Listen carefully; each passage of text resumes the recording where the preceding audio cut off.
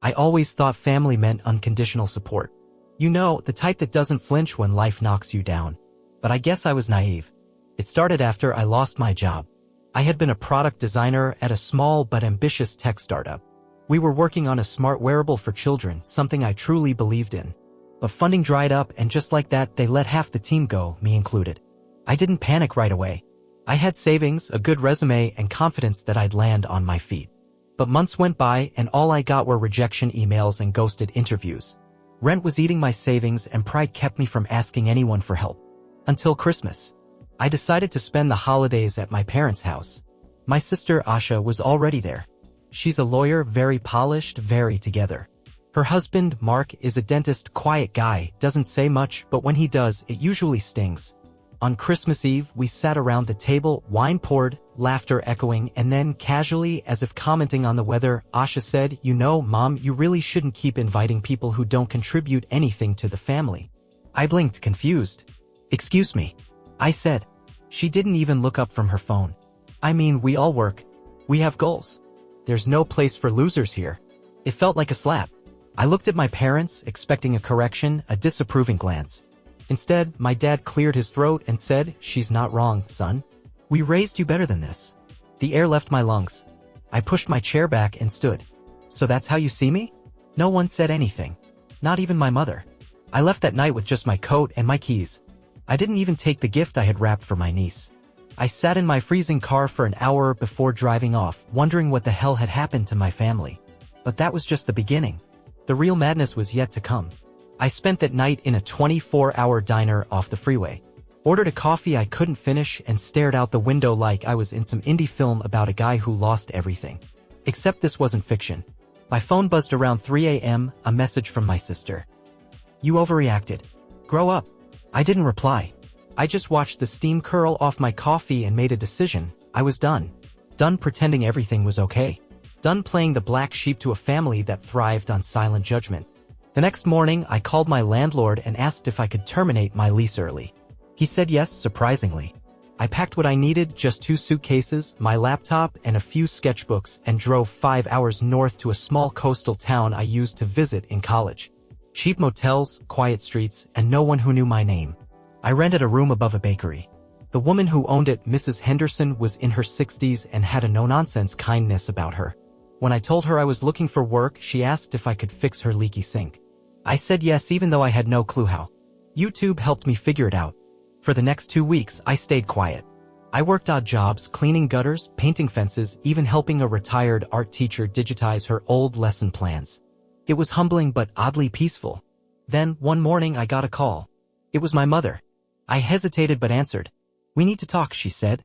Her voice was strained. "Your father collapsed this morning. He's in the hospital." "I'll come," I said. "No," she snapped. "Asha says it's better if you don't." I felt cold all over. "You're still his son," I said. "No. Not after how you abandoned us." "That was rich? I abandoned them?" That was the moment I blocked them all. Asha. My mom. Even the group chat titled Fam Jam that hadn't felt like family in years. But life wasn't done throwing curveballs. 2 days later, a stranger showed up at the bakery asking for me by name. A young guy in a suit, maybe 25, with sharp eyes and an envelope. He handed it to me and said, "You're listed in a will." "What?" "It's about your Uncle Dev." Uncle Dev had died 10 years ago. Or so I thought. I stared at the envelope for a long moment, my mind trying to process the information. Uncle Dev was a mystery in our family, a name mentioned only during quiet moments, usually when someone was trying to avoid talking about him. He had been one of the black sheep of the family, the one who left the country and lived on the fringes of society. We never really understood his choices, but we respected his distance. At least, that's what I always assumed. I ripped open the envelope and pulled out a thick, official-looking document. It was a will. A legal one. But what the hell was this about? I hadn't seen or spoken to Uncle Dev in years. Why was I suddenly involved in his estate? "Who are you?" I asked the stranger, who was still standing there, looking at me expectantly. "I'm from the law firm representing his estate," he replied smoothly. "I've been instructed to deliver this personally." I flipped through the will, scanning the contents. It was mostly standard legal jargon until I hit a section that made my heart stop. "I hereby leave all my remaining assets to my nephew, Aaron Walker, to be used as he sees fit. In addition, I have set aside funds to assist him in establishing a new path forward." This includes funding for business ventures, education, or any other pursuit he deems worthy. The details are outlined in the attached trust. I blinked, trying to make sense of it. What? My uncle, the man who never kept in touch, who had cut himself off from the family for so long, had left me everything. Money. Assets. A path forward. I felt a strange mixture of guilt and confusion. My family had written me off as a failure just days ago, and now this unexpected lifeline from someone I hadn't even spoken to in a decade? It felt wrong to take it, but at the same time it was hard to ignore. The lawyer handed me another piece of paper. Attached here are the details. The funds are sizable, but only if you follow through with the terms. What terms? I asked. You'll have to come to the office for the full explanation, he said, his voice low. I didn't know what I was expecting, but it sure wasn't this. After the lawyer left, I sat down on the edge of the bed, holding the papers like they were a ticking bomb. A part of me wanted to rip them up and forget everything. After all, the last thing I needed was more chaos. But another part, the part that had been struggling to stay afloat, wanted to see what this was all about. As I pondered, my phone buzzed again. It was a message from Asha. Mom's been asking about you. Are you coming back soon? I paused, staring at the message. Days passed, and the project began to take shape. Charlie was right, there was a certain magic in seeing the whole thing unfold. Each meeting, every piece of code, every test run, it felt like I was finally doing something that mattered. But with success came something unexpected, pressure. At first, it was subtle. A missed deadline here, a bit of tension during a team meeting there. But it grew over time, becoming a constant companion. I felt like I was juggling 1,000 things at once. Investors calling, contractors demanding payments, software engineers questioning my decisions. Then, one morning, it all came crashing down. I had been awake for almost 48 hours straight, trying to finalize the pitch for a round of seed funding. My eyes were burning, my head felt like it was about to explode. I had been pushing myself too hard because, honestly, there was no other choice. I needed this to work. As I sat at my desk, staring at the presentation I had been revising for hours, my phone buzzed. It was a number I didn't recognize. I hesitated before picking up. Mr. Walker, a woman's voice asked. This is Sarah from the law office handling your uncle's estate. I need to inform you that there's been a complication. My heart skipped. Complication? I echoed, suddenly feeling dizzy. What do you mean? There's been an issue with the trust, Sarah continued. It seems there's a clause that wasn't fully disclosed to you earlier.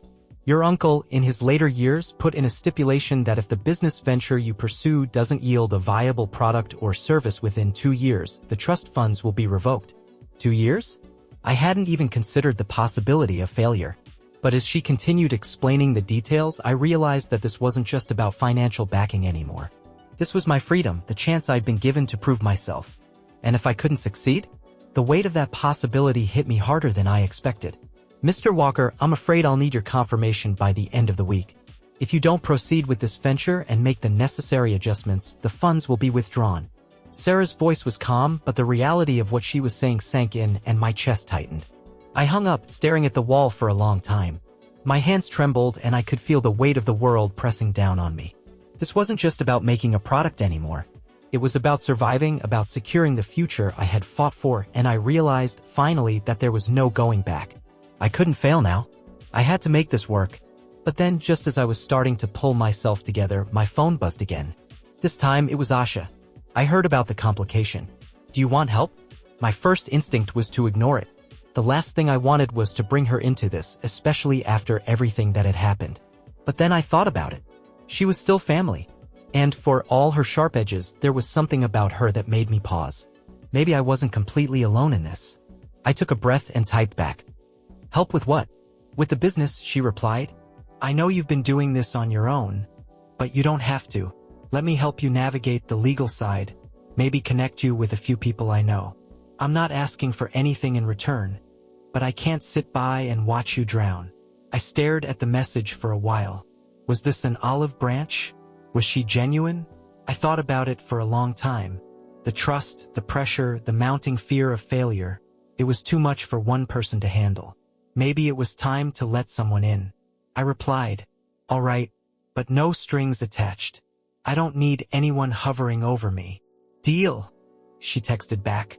Let's make this work. That was the last thing I expected to see. After everything she said to me, now she was trying to make amends, felt so fake. I thought about ignoring it, but something stopped me. Maybe it was the idea of family reconciliation, even if it was misguided. I typed a reply. I'm not sure, but I've been given an offer that might change things. Before I could send it, another message came in. What offer? Do you really think you can do something with your life? Or are you still just wandering around like a lost cause? I let the phone drop. It wasn't just the will or the inheritance that had me questioning everything.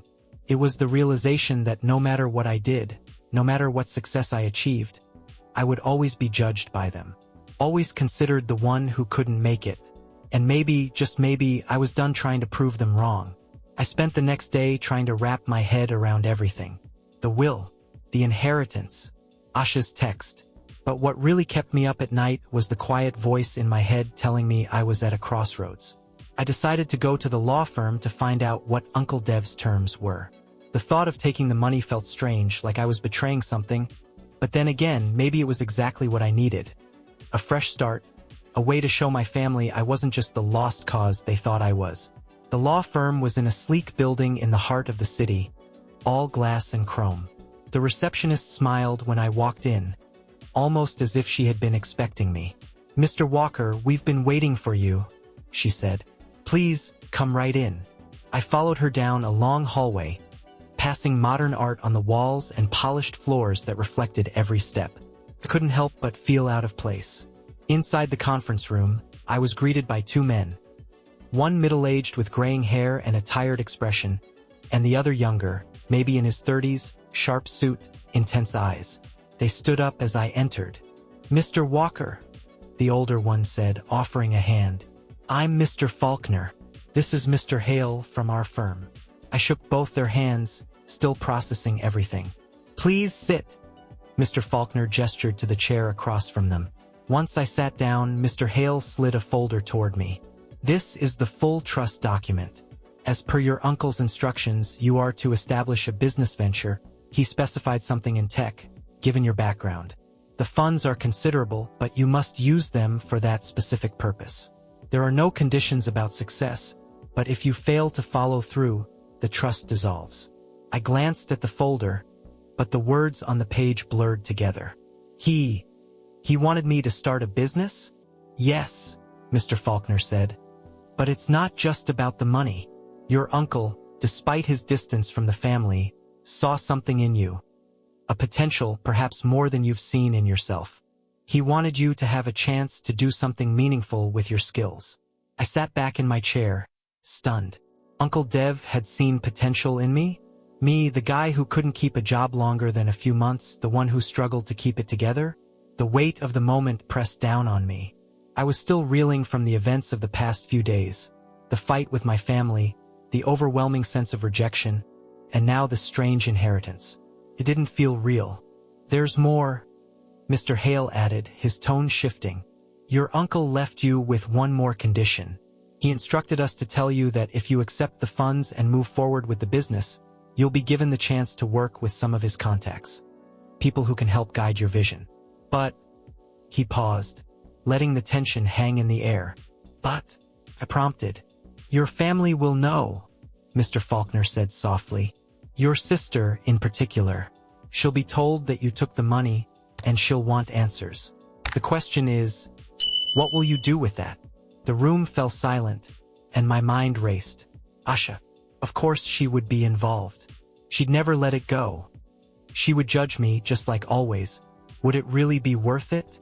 To have a fresh start, to finally prove I could do something worthwhile, but at the cost of family approval. Could I truly go through with it, knowing how they'd see me? I looked at the two men. "What happens if I don't accept?"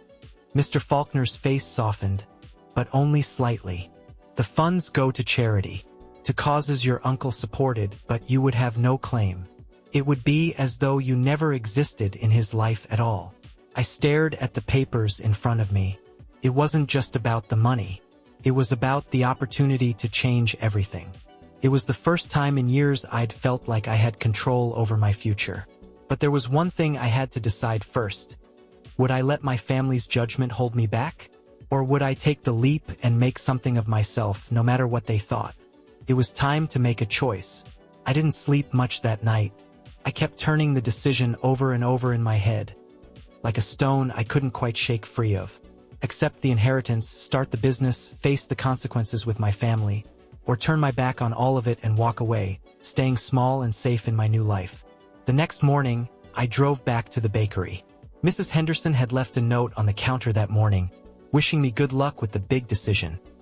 Though I didn't know how she'd figured out there was anything big happening in my life. Maybe she saw the same indecision in my face that I felt in my gut. I decided I needed to clear my head before giving them an answer. I walked down to the beach, where the waves broke softly against the shore. It was a quiet place.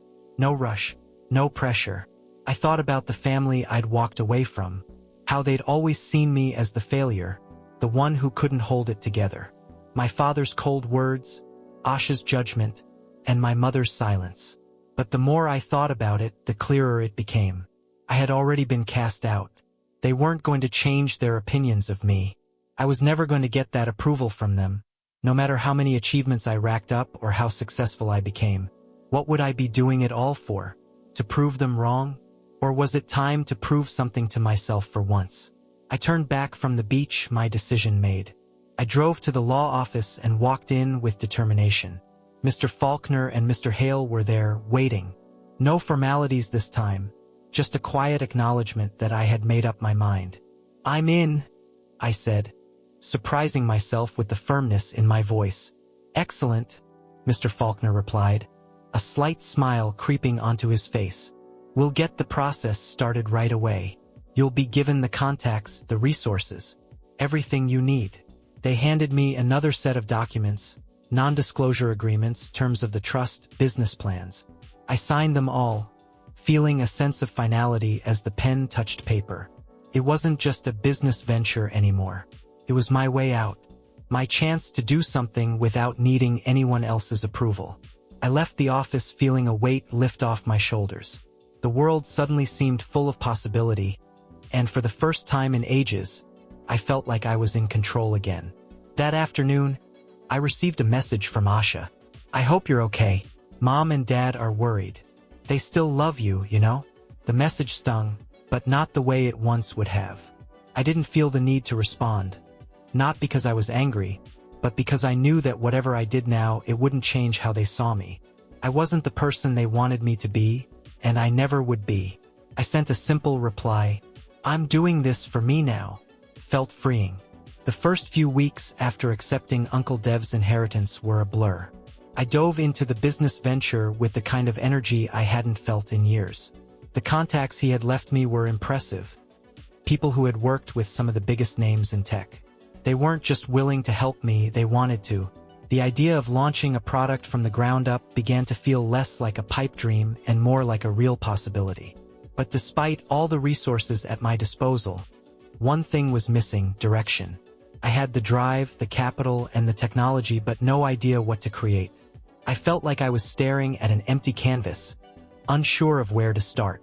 One afternoon, after yet another frustrating meeting with potential designers and engineers, I got a call. It was a man I had never met, but his name was familiar. "Mr. Walker, this is Charlie Voss. I've been following your progress and I think you're onto something. But you're going to need help if you want to succeed." I didn't know whether to be flattered or confused. "I'm sorry, who are you?" "I'm someone who's seen this game before," Charlie said. "I worked with your uncle for a few years before he left. He told me once, if my nephew ever comes looking for help, you'll know what to do." I felt a jolt. Uncle Dev? Asking someone to help me? This was the first I was hearing of it. "I'm sorry, but I wasn't aware he had made any arrangements for me," I said. Charlie chuckled softly. "Your uncle was complicated. But trust me, he was always a man of his word. I've seen you're trying to make something happen, and I think I can show you how." I was skeptical, but something in his tone made me pause. "What exactly are you offering?" "I'll be your mentor, Mr. Walker. You can either take my advice or go it alone, but I promise you, you won't be able to do this without guidance." I thought about it. What did I have to lose? I had no idea what I was doing. And from the way he spoke, it was clear that Charlie knew the ropes. "All right, let's talk."